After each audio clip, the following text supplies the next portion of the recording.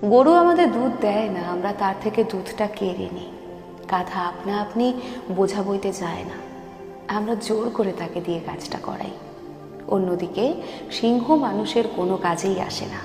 সিংহের দুধ নেওয়ার সাহস কারোর কাছে নেই, তাকে দিয়ে বোঝা বওয়ানোও সম্ভব নয়। সিংহের সামনে মানুষ এক মুহূর্তও টিকতে পারে না। অথচ এই সিংহ যে কারোর কোনো উপকারে লাগে না, তাকেই আমরা রাজা বলে সম্মান করি। আর গাধা যে দিন রাত কাজ করে, তার নাম শুনলে মানুষ হাসে। এই সমাজে অতিরিক্ত ভালো মানুষদেরও এই একই দশা। যারা নীরবে নিঃস্বার্থভাবে কাজ করে যায়, ত্যাগ স্বীকার করে, তাদের কখনোই সম্মান দেওয়া হয় না। তারা হয় গাধা। আর যারা কঠোর, নিজেদের সীমারেখা স্পষ্ট রাখে, তারা হয় সিংহ।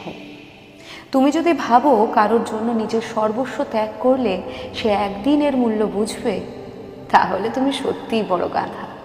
কারণ পৃথিবী তাদেরই মূল্য দেয় যারা নিজেদের মর্যাদা রক্ষা করতে জানে। তাই কখনো গাধার মতো সহ্য না করে সিংহের মতো গর্জন করাই শ্রেয়।